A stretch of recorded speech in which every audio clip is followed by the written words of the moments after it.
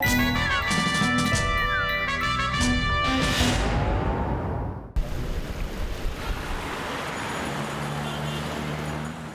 let's cheer for Kevin. Let's cheer!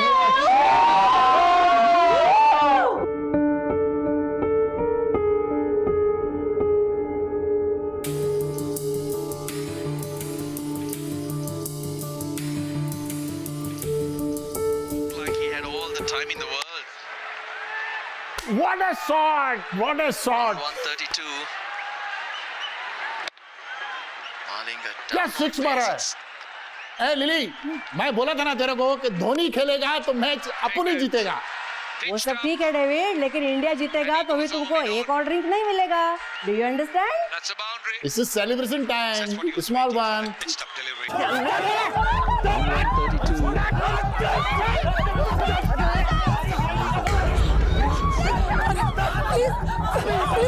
Please उसकी help करो।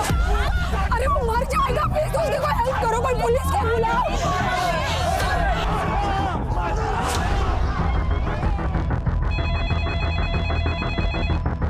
Hello sir, ये ओशियोरा के रेस्टोरेंट बार के वहाँ पे झगड़ा हो रहा है सर।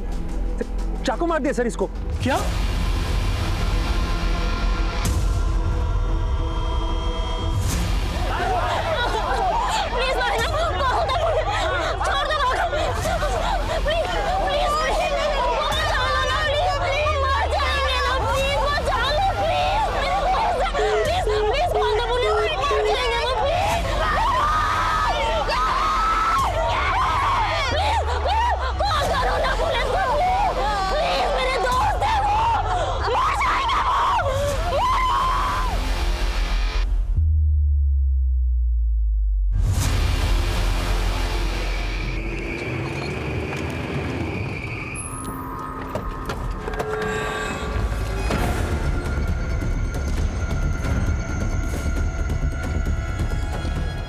क्या दो पूछताछ करो सच्चा से।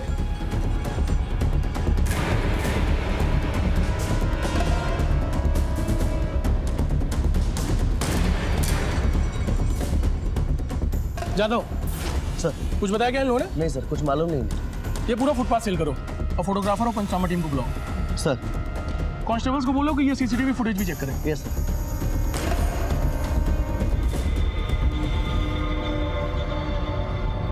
हाँ साहब, कुछ तो लफड़ा हुआ था।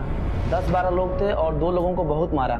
आज मैच थी ना, कस्टमर बहुत ज्यादा थे, बाहर से बहुत आवाज आ रही थी। जब मैं बाहर गया तो वहाँ कोई नहीं था। सॉरी साहब, कस्टमर बिल पे करके बाहर जाके क्या करते हैं ये मुझे नहीं आइडिया। हाँ, पान वाली की दुकान के पास कुछ हुआ था, उसे पता हो। मतलब तुम्हारे बार के बाहर इतनी बड़ी घटना हो गई और तुम लोगों ने कुछ नहीं देखा? देखा नहीं या बताना नहीं चाह रहे? वो लोग रिक्शे में डाल के लेके गए। 2 लड़के 3-4 लड़के लोग थे। रिक्शे से लेकर के गए, इसका मतलब आसपास के किसी हॉस्पिटल में लेकर के गए होंगे। एक काम करो, आसपास के सभी हॉस्पिटल्स को कांटेक्ट करो। Yes sir.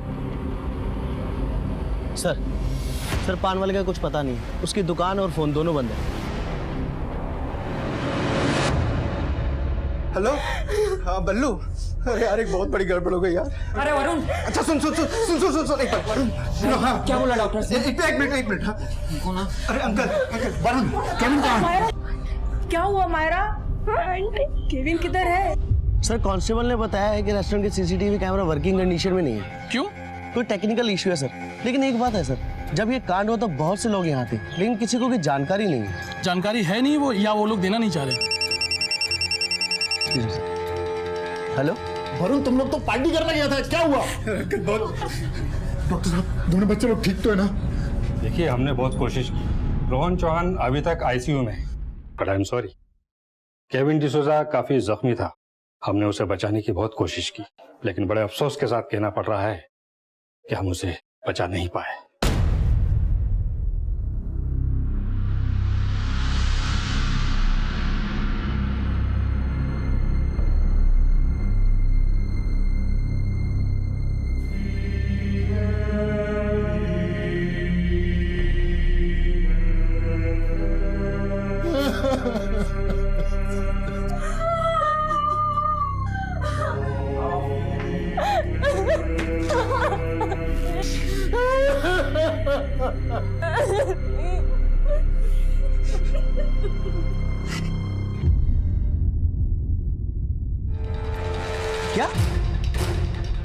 सर लड़कों को सिटी हॉस्पिटल लेकर गए हैं, उनमें से एक की मौत हो गई। जादव, तुम इन लोगों से बातचीत करते रहो। मुझे लग रहा है इतने लोग थे वहां पर, उनमें से कोई ना कोई तो ऐसा होगा जो उन्हें पहचानता होगा। एक काम करो, उन लोगों से सच निकलवाने की कोशिश करो। मैं तब तक हॉस्पिटल पहुंचता हूँ। Yes sir. ओके।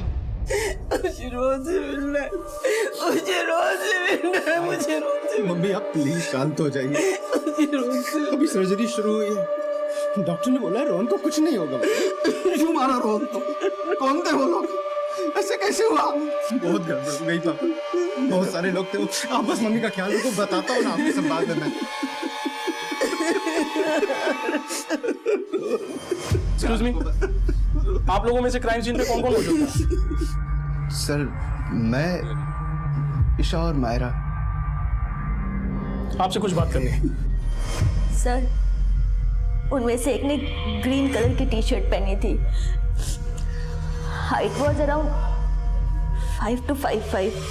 वो लोग 10 से 15 लोग थे, जिनमें से बस 4 ही केविन और रोहन से फाइट कर रहे थे, बाकी सब उनके सपोर्ट में थे। सर वो जिसने ग्रीन टी शर्ट पहन रखी थी उसके हाथ में हॉकी स्टिक था, और एक ने सर वो ब्राउन कलर की पठानी होती वो पहन रखी थी। उसके हाथ में वो जो नारियल छीलने वाला चाकू होता है वो था सर। बाकियों के हाथ में चॉपर और क्रिकेट स्टंप्स थे सर। सर हम जोर जोर से चिल्ला रहे थे पर कोई मदद के लिए नहीं आया। I was continuously trying police helpline 100, but the line was busy. Sir 2 दिन बाद केविन की दुबई के लिए फ्लाइट थी, उसकी नई जॉब लगी थी वहाँ। उसको फेयरवेल देने के लिए इकट्ठा हुए थे सर हम लोग। And sir it all started जब उन लोग ने मायरा को गंदी तरह छुआ था और गंदे कमेंट्स पास किए। सर उसमें से एक को मैंने ग्लास फेंक के मारा था, उसके सर पे काफी चोट भी आई थी। हाँ बोलो जादव। सर रेस्टोरेंट के वेटर से पता चला है कि हमलावर इसी आसपास के एरिया के हैं। एरिया में कई बार देखा गया उन्हें। हमें भी यहाँ से कुछ इन्फॉर्मेशन मिली उनके बारे में, और जिस तरीके का हुलिया बताया जा रहा है उन लोगों का पास के सिद्धार्थ नगर बस्ती से होने के चांसेस ज्यादा हैं।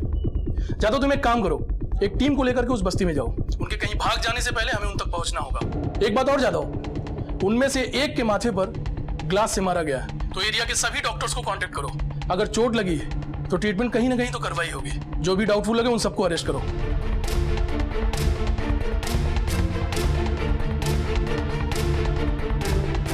पुलिस ने आसपास के सारे हिस्ट्री शीटर्स को धर दबोचा, कई जगह पर छापे भी मारे और बिना वक्त गवाए जितनी मुमकिन कोशिश हो सकती थी उतनी उन्होंने की। हमारे बच्चों को ऐसे नहीं उठा सकते, कोई सबूत है आपके पास? देखिए, अगर आप लोगों के बच्चे बेकसूर हैं तो उन्हें कुछ नहीं होगा। हमने उन्हें सिर्फ पूछताछ के लिए बुलाया और किसी को भी अरेस्ट नहीं किया। आप लोगों को मालूम होना चाहिए 2 जवान बंदों को बेरहमी से मारा गया। उनमें से एक की मौत हो गई है और दूसरा हॉस्पिटल में भर्ती है। तो प्लीज प्लीज हमें हमारा काम शांति से करने दीजिए। जादव, इस पूरे एरिया को छान मारो, जिस किसी के भी माथे पर चोट का निशान मिले उसे फौरन हिरासत में लो। देखो मुझे पता है कि तुम लोग ऐसी हरकत कर नहीं सकते। अगर तुम लोगों को कुछ भी पता है तो अभी के अभी बता दो, मैं तुम लोग को फौरन छोड़ दूंगा। साहब कुछ देर पहले वो अमन और उसको दोस्तों को जाते हुए देखा था। सादिक, क्या हुआ मन्या? चल लड़ा करने का है। लेकिन हुआ क्या रे अमन? अरे छोका लोग मारा मेरे को। क्या? हाँ मुझे हाथ लगाया? हाँ। कौन थे लौंडे? पता नहीं, टाई टोपी वाले थे और मुझे अंग्रेजी में गाली दे रहे थे। साला आजकल ये व्हाइट कलर वाले अपने को कुछ ज्यादा शाना समझने लगे। चल उनकी साड़ पत्ती उतारते अभी। चल ना, आजा।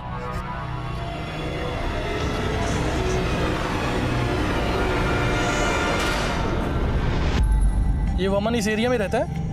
हाँ साहब, वो यहाँ पे एक सैलून में काम करता है। और उसके दोस्त? सर सादिक भंगार का काम करता है और नामदेव झाड़ू लगाने का काम करता है। तो वमन किधर रहता है वो? सर यही 5 नंबर गली में।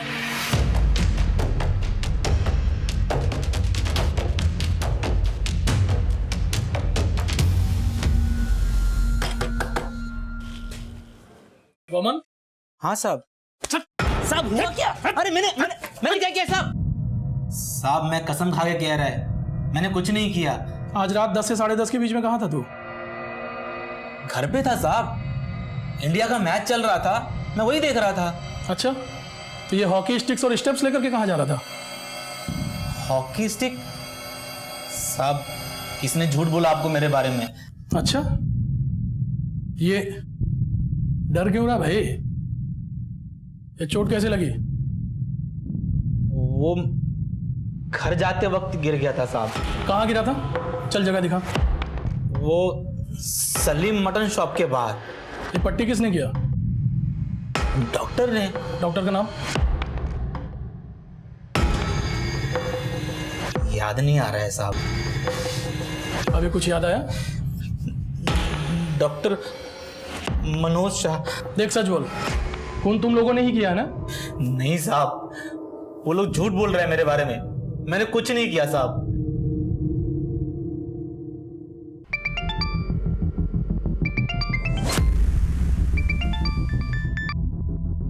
हेलो डॉक्टर साहब, आज रात 10 से 11 के बीच में कोई ऐसा पेशेंट आया था जिसके सर पे चोट लगी हो? हाँ हाँ, 2-3 लोग लेकर आए थे उसे मेरे पास। उनमें से किसी ने कुछ ये बताया कि उसके सर पे चोट कैसे लगी थी? हाँ, किसी ने उसे कांच का गिलास फेंक कर मारा था। जख्म काफी गहरा था, तो जख्म के अंदर कांच के गिलास के पार्टिकल्स मिले मुझे काफी। ओके, थैंक यू डॉक्टर साहब।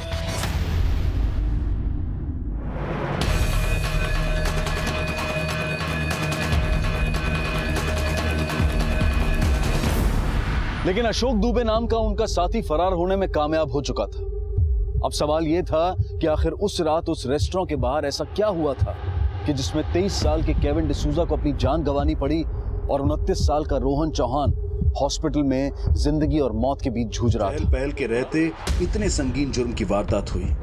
मौका वारदात पर कई लोग मौजूद थे, पर किसी ने भी पुलिस की मदद नहीं की और गवाही देने के लिए भी आगे नहीं आए। दूसरे दिन पुलिस ने इन 3 आरोपियों को अदालत के सामने पेश किया और केस को पुख्ता बनाने के लिए 14 दिन की पुलिस कस्टडी की मांग की, जो कि अदालत ने मंजूर कर दी। इसी बीच एक ऐसी घटना घटी जिससे इस केस ने एक नया मोड़ ले लिया।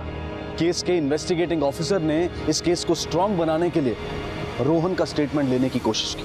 रोहन उस वक्त भी क्रिटिकल कंडीशन में था। इंक्वायरी के 2 दिन बाद ही रोहन की इंटरनल ब्लीडिंग बढ़ने के कारण उसकी मौत हो गई।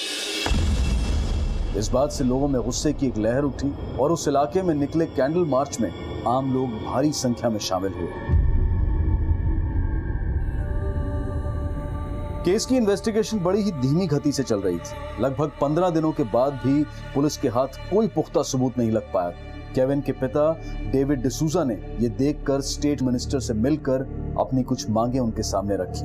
पहली मांग थी कि यह केस फास्ट ट्रैक कोर्ट में चलाया जाए। दूसरी मांग थी कि कई मुश्किल केस सॉल्व करने वाले सीनियर पुलिस इंस्पेक्टर देवलेकर को इस केस की इन्वेस्टिगेशन के लिए अपॉइंट किया जाए। और तीसरी मांग थी कि पब्लिक प्रोसिक्यूटर उद्धव निमकर को ये केस लड़ने की जिम्मेदारी सौंपी जाए। आदरणीय होम मिनिस्टर साहब ने केविन के पिता की ये तीनों मांगे मंजूर की।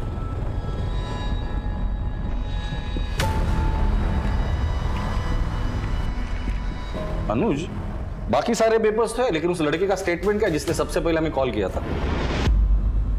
सर, उसे हम ट्रेस करने की कोशिश कर रहे हैं। अनुज, मुझे कोशिश नहीं, उस लड़के का स्टेटमेंट चाहिए। जी सर। उसने हमें कॉल किया था, इसका मतलब उसका नंबर हमारे सिस्टम में जरूर रजिस्टर हुआ होगा। Yes sir. तो उसे वो लोगों ने बुलाया क्यों नहीं? सर, इसका तो आइडिया नहीं। कल को कोर्ट में केस स्टैंड करने के लिए या मजबूत करने के लिए हमें उस लड़के के स्टेटमेंट की जरूरत है। एक टीम तैयार करो, उस लड़के को ढूंढ निकालो। कोर्ट में मुजरिम को गुनहगार साबित करने के लिए हमारे पास कोई भी चश्मदीद गवाह नहीं है। और वो 3 लड़के जिन्होंने हमला किया था, मुंह खोला? नहीं सर, उन्होंने अब तक कुछ नहीं बोला। ठीक है, लगता है इन्हें बिरयानी खिलानी पड़ेगी। देखो, आखिरी मौका है। जो कुछ भी हुआ है ना, सब कुछ सच सच बता दो। अगर साहब को गुस्सा आ गया तो फिर मैं भी कुछ नहीं कर पाऊंगा। इतना सोचो मत, जल्दी बताओ। छोड़ो मुझे, ये लोग मुंह नहीं खोलेंगे। भूखे होंगे ना, पहले कुछ खिलाओ पिलाओ, फिर पूछ। क्या खाना? चिकन, मटन, जो खाना है वो बोल देना, साहब खिला देंगे। अनुज, वैसे ये लोग हमारे कुछ फायदे की है नहीं। खाना खिलाने के बाद मड आइलैंड लेकर जाना और ठोक देना तीनों। गोली ना यहां लगनी चाहिए, बीचों बीच। हो सर। आकाश वर्मा जी, 15 अक्टूबर की रात को आपने पुलिस को फोन करके एक दंगे के बारे में इन्फॉर्म किया था। जी, क्या देखा था आपने, जरा बताएंगे? देखिए आकाश जी, मैं आपका टेंशन समझ सकता हूं, पर आप बिल्कुल घबराइए मत। सर देखिए, I am a common man और मैं पुलिस और कोर्ट कचहरी के चक्कर में फंसना नहीं चाहता सर। आप समझ सकते हैं मेरी बात। हमारे पास कोई भी चश्मदीद गवाह नहीं है। आपकी गवाही से हम उन कातिलों को सजा दिलवा सकते हैं। आकाश जी, देखिए मैं आपकी परेशानी समझ सकता हूं, लेकिन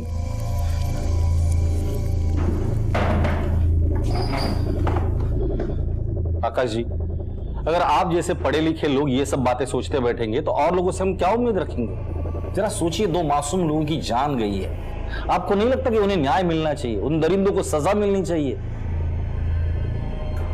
ठीक है सर, मैं बताता हूं आपको। उस रात ओशिवारा के उस रेस्टोरेंट बार के ठीक सामने मैं कॉफी शॉप में बैठकर अपने दोस्तों का इंतजार कर रहा था। एक भीड़ दौड़कर आती है, उनके हाथों में हथियार होते हैं और एक अटैक होता है, मारधाड़ शुरू हो जाती है। आपने उन लोगों को देखा था? सर थोड़ा दूर था, मैं 60-70 मीटर की दूरी पे ठीक सामने कॉफी शॉप था, नजदीक नहीं था तो अच्छे से देख नहीं पाया। लेकिन अगर मैं उनको सामने खड़ा कर दूंगा तो क्या आप उन्हें पहचान पाएंगे, आइडेंटिफाई कर सकते हैं? कोशिश कर सकता हूं सर। आपने जो कुछ भी हमें बताया आप कोर्ट में आके बता सकते हैं।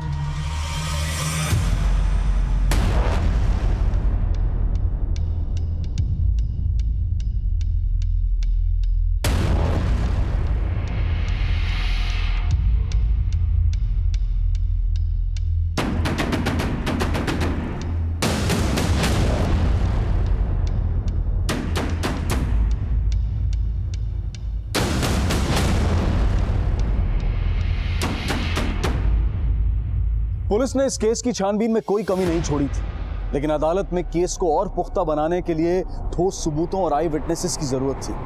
वैसे तो वो बहुत सारे थे, लेकिन कोई भी सामने आकर पुलिस का साथ देने के लिए तैयार नहीं था, और इसी वजह से पुलिस की तरफ से चार्जशीट फाइल होकर भी इस केस को अदालत तक पहुंचने में 1 साल लग गया।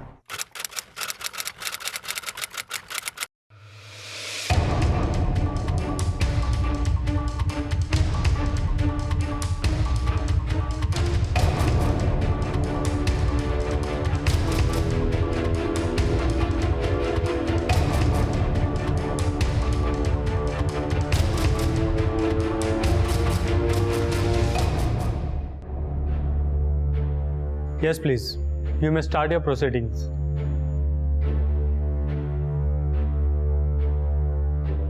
Your Honor, myself, Advocate Uddhav Nimkar, I am handling this case in capacity of public prosecutor.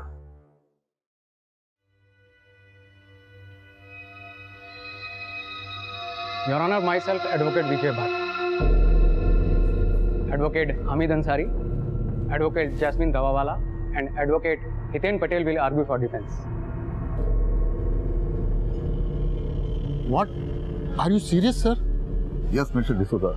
ये चारों वकील इतने महंगे हैं, मीटिंग का लाखों रुपए लेते हैं।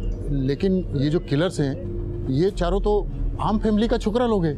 जानता हूँ मैं, कोई सलून में काम करने वाला, झाड़ू लगाने वाले का बेटा, ये सारे इतने महंगे वकील कैसे अफोर्ड कर सकते हैं? I really can't understand this. मैं समझाता हूँ। ये सारे एक अंडरवर्ल्ड गैंग के लिए काम करते हैं, उनके केसेस लड़ते हैं। जरूर इन चारों लड़कों का कोई ना कोई अंडरवर्ल्ड कनेक्शन होगा, लेकिन ये बात पुलिस ने चार्जशीट में मेंशन नहीं की। ऐसे कैसे? मिस्टर डिसूजा, आपको क्या लगता है कि इतनी बड़ी और इंपॉर्टेंट इंफॉर्मेशन हमारी नजर से छूट जाएगी? लेकिन सर ये बात आप चार्जशीट में मेंशन किया ही नहीं है। इसलिए मेंशन नहीं किया क्योंकि तभी इन चारों का किसी भी गैंग के साथ कोई कनेक्शन था ही नहीं। अब हो गया है। अब हो गया मतलब? जब इन चारों को मर्डर केस में जुडिशियल कस्टडी हुई थी, तब वहां उनका स्वागत हुआ था। जेल में बैठे बड़े बड़े गैंगस्टर लोगों को ऐसे लड़कों की जरूरत होती है, और ऐसी एक गैंग ने इन चारों को अपने गैंग में शामिल कर लिया, और उसी गैंग के वकील इन चारों का केस लड़ रहे हैं। They hire people in jail also. Mister D'Souza, कड़वा है पर सच है। योर ऑनर, मेरे क्लाइंट मिस्टर वामन कोहली और उनके तीनों दोस्त उस रात किसी पार्टी से घर लौट रहे थे। ये लोग थोड़े अल्कोहल के नशे में भी थे। विक्टिम केविन डिसूजा और रोहन चौहान जब इन्हें मिले तो उन लोगों ने भी शराब पी रखी थी। केविन और रोहन ने शराब के नशे में इन लोगों से झगड़ा शुरू किया, और तो और इन पर जानलेवा हमला भी किया। फिर अपने बचाव में इन लोगों ने भी काउंटर अटैक किया, जिसमें केविन डिसूजा और रोहन चौहान जख्मी हुए और उन्हें अस्पताल में भर्ती कराया, जहां उनकी मौत हो गई। मतलब इनके बीच जो कुछ भी हुआ वो कोई सोची समझी साजिश नहीं बल्कि एक अनफॉर्चुनेट एक्सीडेंट था जो सिर्फ शराब की नशे की वजह से हुआ, जिसे मेरे काबिल दोस्त पब्लिक प्रोसिक्यूटर साहब और पुलिस मिलकर एक प्री प्लान्ड मर्डर का रूप दे रहे हैं। I object your honour. Your honour, Vaman Kohli, Sadiq Shaikh और नामदेव मुरकुटे, इन तीनों को जब पुलिस ने अरेस्ट किया तब उनके मेडिकल टेस्ट की थी। उस टेस्ट की रिपोर्ट अदालत में मैं पहले ही पेश कर चुका हूं। उन रिपोर्ट के अनुसार नामदेव मुरकुटे और सादिक शेख, इनके बॉडी में जो अल्कोहल की मात्रा पाई गई है वो इतनी कम है जितनी कि किसी दवाई में होती है। वामन कोहली की बॉडी से अल्कोहल ट्रेस हुआ ही नहीं। इसका साफ साफ मतलब है कि जब यह हादसा हुआ तब ये लोग शराब के नशे में धुत नहीं थे, बिल्कुल होश में थे। Now, let's come to the important point in this case, that is the intention of crime. वो ये है कि वामन और अशोक ने विक्टिम केविन और रोहन की फ्रेंड मायरा और ईशा, इनको मोलेस्ट करने की कोशिश की। इसी की वजह से झगड़ा शुरू हुआ था। I object your honour. Molestation की ये कहानी सरासर झूठी है, क्योंकि पुलिस इन्वेस्टिगेशन में या फिर एफआईआर में भी इस बात की पुष्टि के लिए कोई सबूत मौजूद है ही नहीं। ये सिर्फ प्रोसिक्यूशन और पुलिस की एक मनगढ़ंत कहानी है। वहां मॉलेस्टेशन जैसी कोई बात हो ही नहीं थी। दरअसल केविन और रोहन की महिला दोस्तों ने मेरे क्लाइंट वामन और उनके दोस्तों पर लोअर इकोनॉमी क्लास होने पर गंदे कमेंट्स पास किए थे, जो इस झगड़े की अहम वजह थी।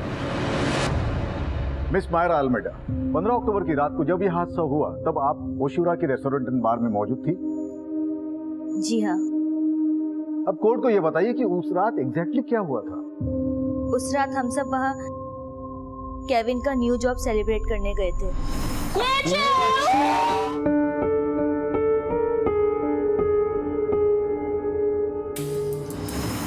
डिनर के बाद जब हम, क्या आप में से किसी ने भी अल्कोहल का कंजम्पशन किया था?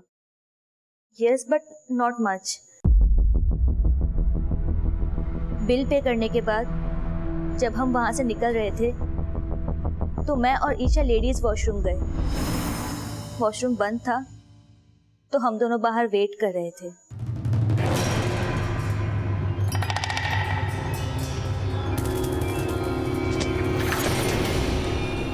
मस्ती करेंगे, एंजॉय, स्माइल। ओए, हमारी हिम्मत कैसे हुई छूने की? ओहो, बस छुआ ही तो है, करंट लगा क्या? Hey, just shut up and leave. Madam, Hindi के लिए दो दबाने का। Bloody lower class people. गुस्सा इतना हसीन है, प्यार कैसा होगा? खाती है क्या? अरे घर खाली है अपना। सर, उसके बाद हम बाहर आए और अपने दोस्तों को ये बात बताई। अरे वो ऊपर मवाली लड़के थे ना, उन लोगों ने मायरा को गंदी तरह टच किया था। कौन थे वो लड़के? अरे वो ऊपर यही थे वो लड़के। तुमने अभी इस लड़की को छुआ? How dare you! गलती से हाथ लगा, सॉरी बोला मैडम को। तो क्या मेहरबानी किया क्या? अब हाथ जोड़ माफी मांग फिर से। ए बच्चे, बोला ना भाई ने, सॉरी मांगा ना, मांगा ना, तो फिर कम क्यों? चल निकल यहाँ से। हे यू, हाँ सीधी तरह बात कर, नहीं तो क्या रे? क्या उखाड़ेगा तू मेरा? हैं? लड़की के सामने में हीरो बन रहा है। रुक जा! तूने हाथ लगाया मेरे को? हाथ लगाया? इधर ही रोक। अगर मर्द का बच्चा है ना, इधर ही रोक। मैं तो बताता है, चीज रख देगा तेरे को। मर्द का बच्चा ही रोक। और बता देगा तेरे को। ए सादिक! और फिर ये लोग वहां से चले गए। हमें लगा मामला खत्म हो गया, लेकिन 10-15 मिनट बाद ये लोग 10-12 लोगों को लेकर आए और फिर केविन और रोहन को। योर ऑनर, मायरा ने तो मेरी इस बात को बहुत ही अच्छे और आसान तरीके से साबित कर दिया है कि केविन ने ही झगड़े की पहल की थी और इन लोगों ने अल्कोहल यानी शराब भी पी थी। इससे ये बात साफ होती है कि केविन और रोहन ने मेरे क्लाइंट वामन, सादिक, नामदेव और अशोक को अपने बचाव के लिए हमला करने पर मजबूर किया।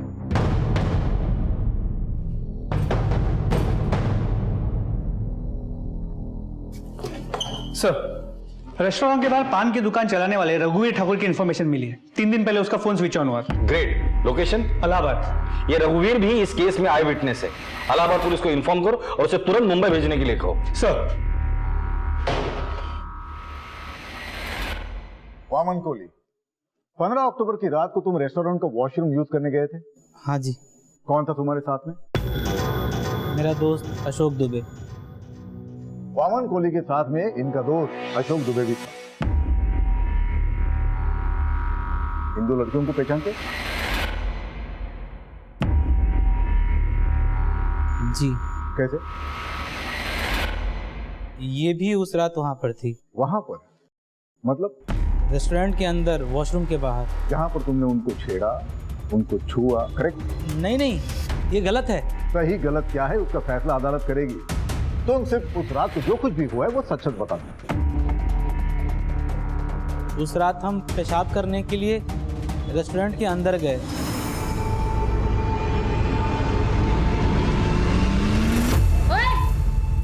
तुम्हारी हिम्मत कैसे मुझे टच करने की?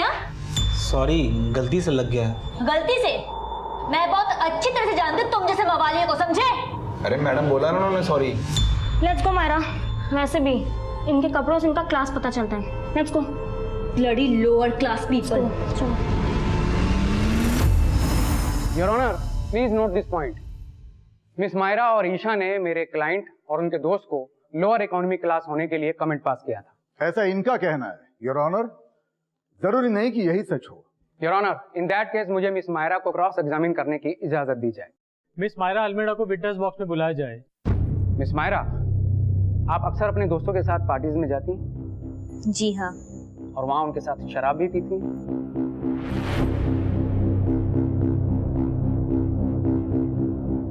Not regularly, but sometimes yes. तो उस दिन भी आपने अपने दोस्तों के साथ शराब पी थी? Sir, it's my personal choice. I object, Your Honor. Defence lawyer को मेरी विटनेस की निजी जिंदगी से जुड़े सवाल पूछने का कोई अधिकार नहीं। Objection sustained. मिस मायरा, आपने बताया कि मेरे क्लाइंट वामन कोहली और अशोक दुबे ने आपके साथ बदतमीजी की या आपको मोलेस्ट करने की कोशिश की? कोशिश नहीं की, इन्होंने मुझे मोलेस्ट किया। एग्जैक्टली उन्होंने किया क्या था? Can you please explain to the court?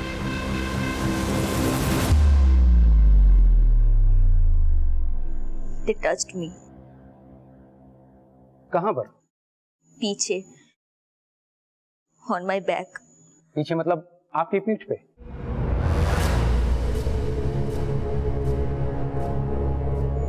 No.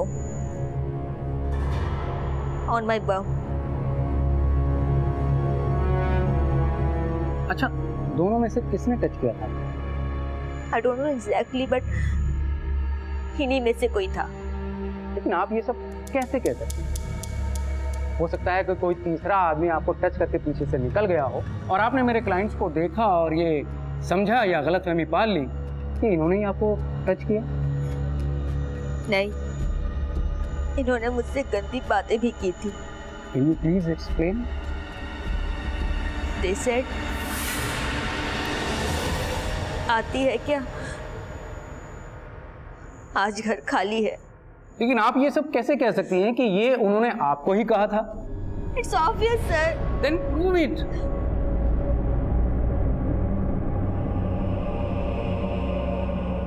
I object, Your Honor. Defence lawyer मेरे विटनेस को ऑकवर्ड करने की कोशिश कर रहे हैं।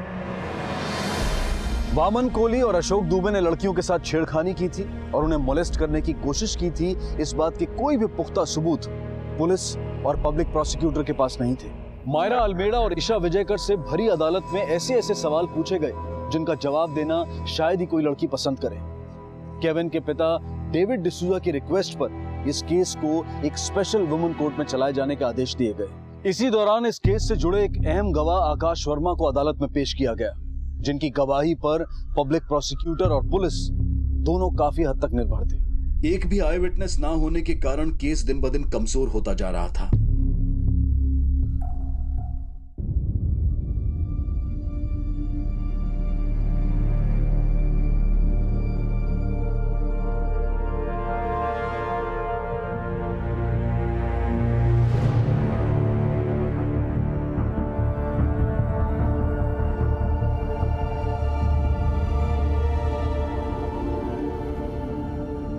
प्रोसीड।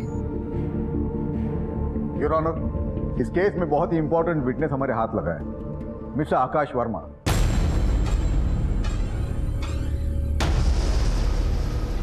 मैं मिस्टर आकाश वर्मा को विटनेस बॉक्स में बुलाने की इजाजत चाहता हूँ। इजाजत है। मिस्टर आकाश वर्मा, क्या आप ही ने पुलिस को फोन किया था? जी मैंने ही फोन किया था पुलिस को। उस रात आप मौका वारदात पर मौजूद थे? बिल्कुल, मैं वहां मौजूद था। I object your honour.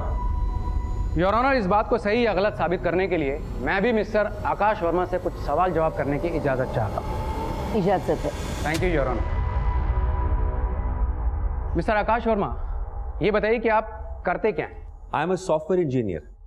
Software engineer, यानी कि आप दिन रात लैपटॉप के सामने बैठकर काम करते रहते होंगे। Of course.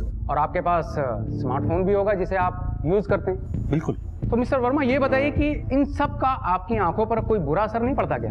पड़ता है, आईज में स्ट्रेन होता है। तो मतलब उसके लिए आप किसी आई स्पेशलिस्ट से मिले या कुछ चश्मा? हाँ, दिख रहा है मुझे। जी बिल्कुल। मैं देख सकता हूँ? डेफिनेटली। शुक्रिया। तो काफी पावरफुल लगता है। जी। तो ये बताइए कि जब ये हादसा हुआ उस वक्त आपने अपनी आंखों पर कोई चश्मा या स्पेक्टिकल्स लगाए हुए थे? बिल्कुल नहीं, मैं कॉफी शॉप में था। मैं चश्मा सिर्फ तब लगाता हूँ जब मैं पढ़ता हूँ या फिर अपना काम कर रहा होता हूँ। That's my point your honour. जब यह हादसा हुआ, मिस्टर आकाश वर्मा वहां से लगभग 60 मीटर की दूरी पर एक कॉफी शॉप में बैठे हुए। तो योर ऑनर, मेरा ये कहना है कि मिस्टर वर्मा जो रीडिंग ग्लास लगाते हैं, हादसे के वक्त वहां से 60 मीटर की दूरी पर एक कॉफी शॉप में बैठे थे। तो योर ऑनर, ये कैसे पॉसिबल है कि इतनी दूरी पर बैठे हुए इस शख्स ने बगैर चश्मे के उस हादसे में अनजान शख्स को पहचान लिया हो? Is it possible? I don't think so. वकील साहब, मेरी आईसाइट वीक है, मैं रीडिंग ग्लासेस लगाता हूँ। इसका मतलब ये नहीं कि मैं सामने देख नहीं पाता या कुछ दूरी पे मुझे ये नहीं पता कि कितनी भीड़ है और कौन क्या कर रहा है। मैडम, मैंने उस हादसे को देखा, पुलिस को फोन किया और ये सुना भी मैंने कि वहाँ पे झगड़ा चल रहा है, कोई किसी को मार रहा है। मिस्टर वर्मा, जितनी पावर का आप चश्मा लगाते हैं उससे साबित होता है कि ये पॉसिबल ही नहीं है कि 60 मीटर की दूरी पर आप किसी दंगे में अनजान शख्स को पहचान लें। आप बिल्कुल गलत बोल रहे हैं। Correct? That's all your honour.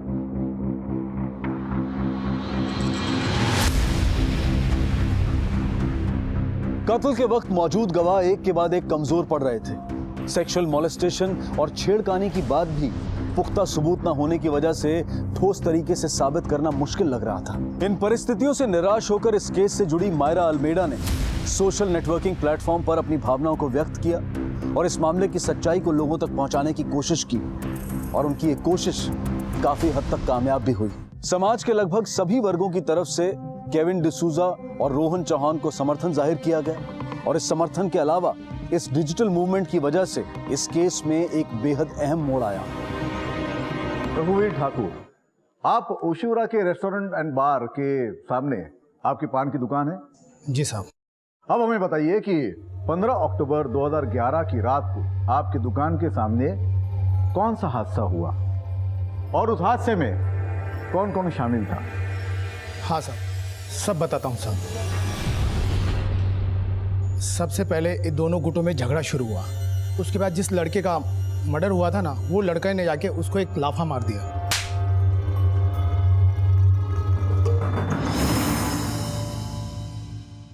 Hello sir, मैं दिल्ली से रागिनी चोपड़ा बोल रही हूँ। जी सर, जब ये हादसा हुआ तब मैं उसी रेस्टोरेंट में मौजूद थी।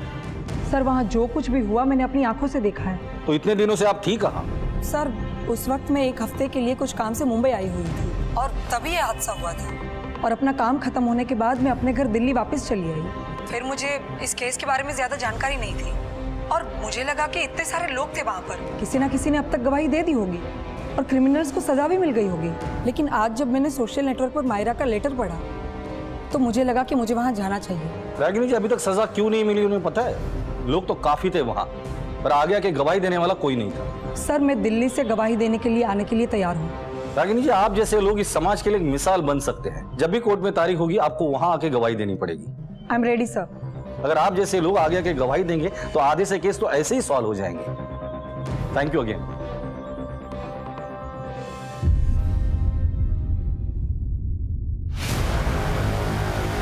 क्या आपको पूरा कॉन्फिडेंस है कि उस रात को केविन डिसूजा और रोहन चौहान पे हमला करने वाले ये 4 लड़के ही थे?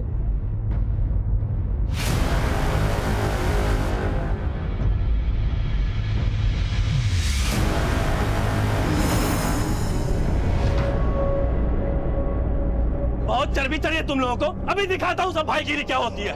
कौन सा? प्लीज छोड़ दो, प्लीज हमको बचाओ, मैं क्या कर रहा हूँ?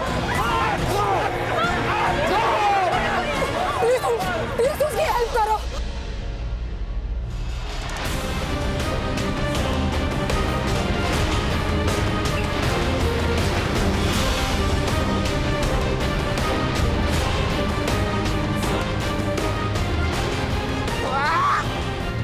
अरे वमन! अरे क्या हुआ? अबे चल निकल वमन चल। जी sir, I am sure about my statement.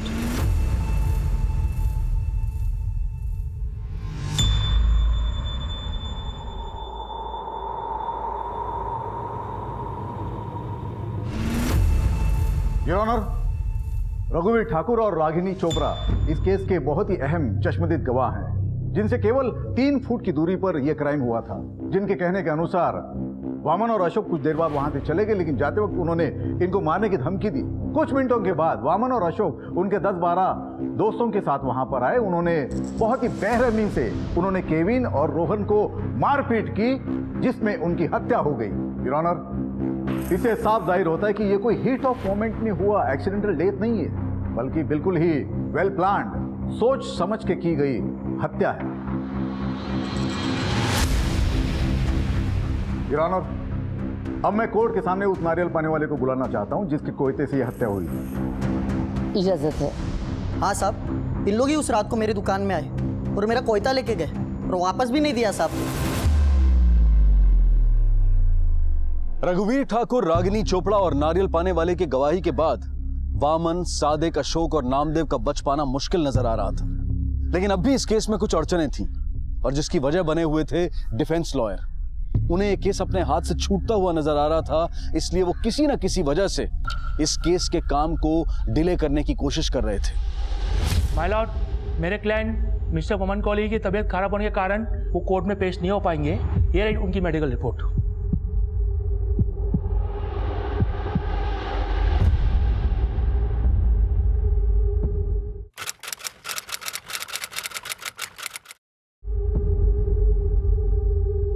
Your honour, मैं तहे दिल से माफ़ी मांगते हुए ये कहना चाहता हूँ कि हमारे साथी वकील मिस्टर दवावाला अपने किसी निजी काम की वजह से आज कोर्ट में नहीं आ पाए, इसलिए मेरी आपसे दरख्वास्त है कि हमें अगली डेट दे दी जाए।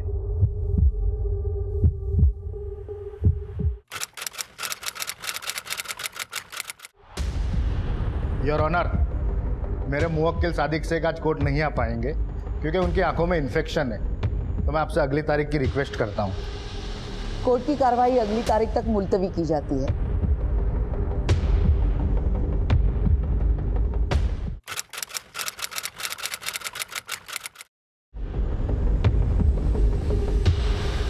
योर ऑनर, मेरी विटनेस मिस रागिनी चोपड़ा पिछले 1 साल भर से इस केस की सुनवाई के लिए दिल्ली से मुंबई अपने खर्चे से आ रही है, लेकिन हर बार कोई ना कोई कारण दिया जाता है और डिफेंस की तरफ से इस केस की सुनवाई को डिले किया जाता है। मेरी विटनेस मिस रागिनी चोपड़ा की कोर्ट से दरख्वास्त है कि उनके दिल्ली आने जाने का खर्चा डिफेंस की तरफ से किया जाए। ये उसके पेपर्स।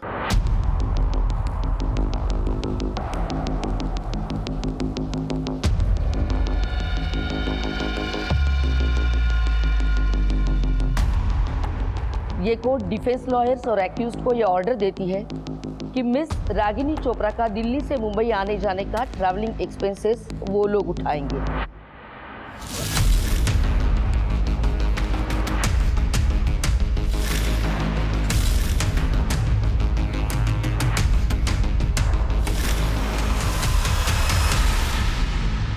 लेकिन जज साहिबा के सामने डिफेंस की ये डिले टैक्टिक्स ज्यादा दिनों तक काम नहीं कर पाई, लेकिन फिर भी इस केस को पूरा होने में और वर्डिक्ट आने में लगभग 5 साल लग गए। मिस्टर डेविड, कल इस केस का वर्डिक्ट आने वाला है, आप कोर्ट से क्या उम्मीद रखते हैं? I expect severe punishment but not death penalty. तो क्या आपको लगता है इस केस में आपके बेटे को इंसाफ मिलेगा? I trust my judicial system.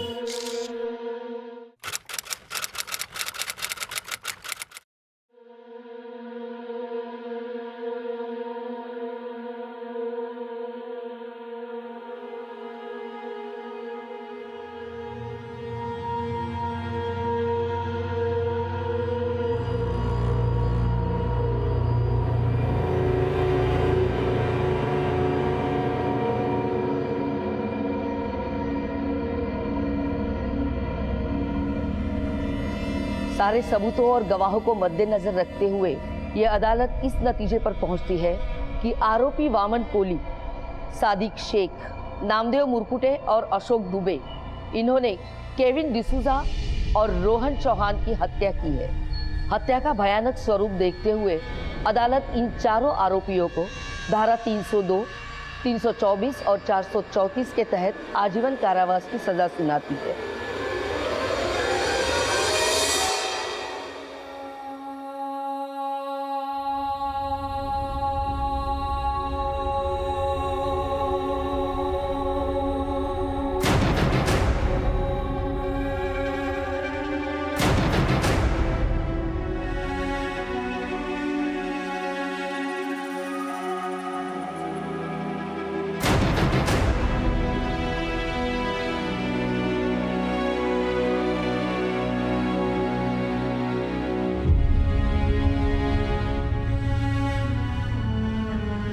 Ragini Chopra ने कर दिखाया समाज को कि अगर एक आम इंसान चाहे तो वो बड़े से बड़े मामले में भी किस तरह का बदलाव ला सकता है। क्या हम फिर से आज वो 30 साल पहले वाली सुरक्षा की भावना इस शहर में रहने वाले हर इंसान के मन में जगा पाएंगे, जहां हर कोई, चाहे वो स्त्री हो या पुरुष, इस हवा में खुलकर चैन की सांस ले सके?